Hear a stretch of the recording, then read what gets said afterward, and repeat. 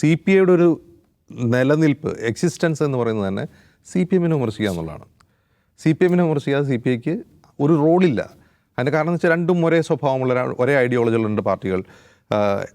ദേശീയമായ രാഷ്ട്രീയ സാഹചര്യത്തിൽ ഐഡിയോളജിക്കലായ ഡിഫറൻസിനെ തുടർന്ന് വേർപിരിഞ്ഞ രണ്ട് പാർട്ടികൾ. അപ്പോൾ കേരളത്തിലേക്ക് വരുമ്പോൾ കേരളത്തിൽ എന്തായാലും സി പി എം തന്നെയാണ് ശക്തമായിട്ടുള്ള പാർട്ടി. സി പി ഐയുടെ റോൾ എന്താണ്? സി പി ഐയുടെ റോൾ എന്ന് പറഞ്ഞാൽ ശരിയായ ഇടത് മാർഗ്ഗത്തിലേക്ക്, ഇടത് രാഷ്ട്രീയത്തിലേക്ക് സി പി എമ്മിനെ ഗൈഡ് ചെയ്യുന്നൊരു പാർട്ടി, അവരെ വിമർശിച്ച് ശരിയാക്കുന്ന പാർട്ടി എന്നൊരു ഫീല് അവരുടെ അണികൾക്കും പൊതുസമൂഹത്തിനും ഉണ്ടാക്കുക എന്നുള്ളതാണ്. അത് ചെയ്തില്ലെങ്കിൽ പിന്നെ സി പി ഐക്ക് നിലനിൽപ്പില്ല. സി പി ഐയുടെ റോള് തന്നെ ഇല്ലാണ്ടായി മാറുകയാണ്.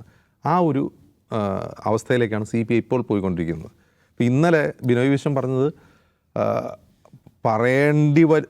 അത് ഒരേ സമയം തൻ്റെ അണികളോട് സംസാരിക്കുന്നതാണ്, മറുവശത്ത് പൊതുസമൂഹത്തോട് സംസാരിക്കുന്നതാണ്.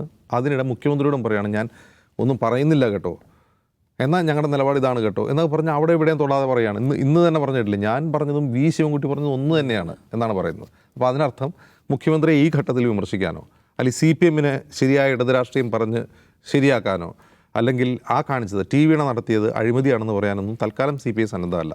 അതിന് പല കാരണങ്ങളുണ്ട്. അതിൻ്റെ ഒരു കാരണം, ബംഗാളിൽ ഇടതുഭരണം അവസാനിച്ചതിന് ശേഷം ഒന്നാം പിണറായി വിജയൻ സർക്കാർ വരുന്നു.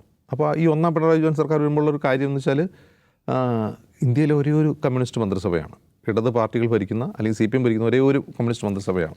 അപ്പോൾ പിണറായി വിജയൻ എന്ന മുഖ്യമന്ത്രിക്ക് ഉള്ള ഒരു സവിശേഷത എന്ന് വെച്ചാൽ സോഷ്യൽ മീഡിയ ഏറ്റവും ഫ്ലറിഷ് ചെയ്ത, ഏറ്റവും ശക്തമായൊരു കാലത്ത് വരുന്ന ആദ്യത്തെ കമ്മ്യൂണിസ്റ്റ് മുഖ്യമന്ത്രിയാണ് അദ്ദേഹം. വി എസ് അച്യുതാനന്ദ സോഷ്യൽ മീഡിയയ്ക്ക് ഉണ്ടെങ്കിലും അത്ര പ്രചാരത്തിലായിട്ടില്ല.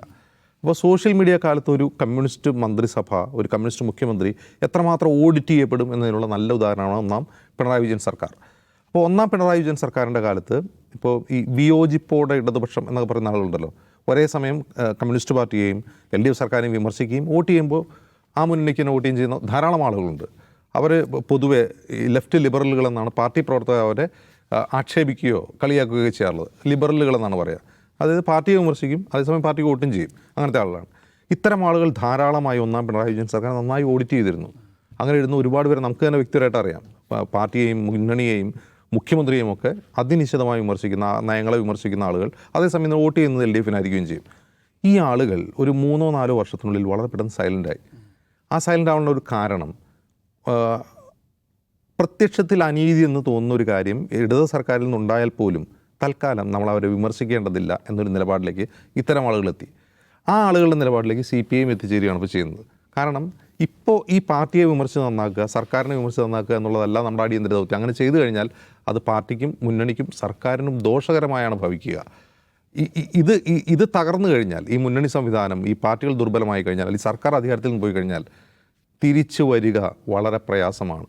കാരണം ബംഗാളിലെ അനുഭവം, ത്രിപുരയിലെ അനുഭവമൊക്കെ മുന്നിൽ വെച്ചുകൊണ്ട് ഇവിടെ നിന്ന് നമുക്കിനി ഇടത് വിമർശനം നടത്തി പാർട്ടിയെ നന്നായി കളയാം, ഇടത് വിമർശനം നടത്തി സർക്കാരിനെ നന്നാക്കാം, മുഖ്യമന്ത്രിയെ നന്നാക്കാം എന്നൊന്നും തൽക്കാലം ചിന്തിക്കേണ്ടതില്ല. ഈ പാർട്ടിയുടെ നിലനിൽപ്പ്, ഈ മുന്നണിയുടെ നിലനിൽപ്പ്, സർക്കാരിൻ്റെ നിലനിൽപ്പ് ഒരു ഇടതുപക്ഷത്തെ സംബന്ധിച്ച് ഇന്ത്യയിൽ വളരെ അത്യന്താപേക്ഷിതമാണെന്ന് അവർ തിരിച്ചറിയുന്നതുകൊണ്ടാണ് അവരെ വിമർശനം നിർത്തുന്നത്.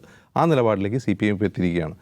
അപ്പോൾ ഈ ഒരു നിലപാട് കൊണ്ടുള്ള പ്രശ്നം എന്താണെന്ന് വെച്ചാൽ അത് ഏറ്റവും കൂടുതൽ ദോഷകരമായി ബാധിക്കുന്നത് സി പി ഐ ആണ്. കാരണം സി പി ഐയുടെ എക്സിസ്റ്റൻഷ്യൽ ക്രൈസിസ് കൂടിയാണ് ബിനോയ് വിശ്വത്തിൻ്റെ വാക്കുകളിലൂടെ നമ്മൾ പുറത്ത് കാണുന്നത്.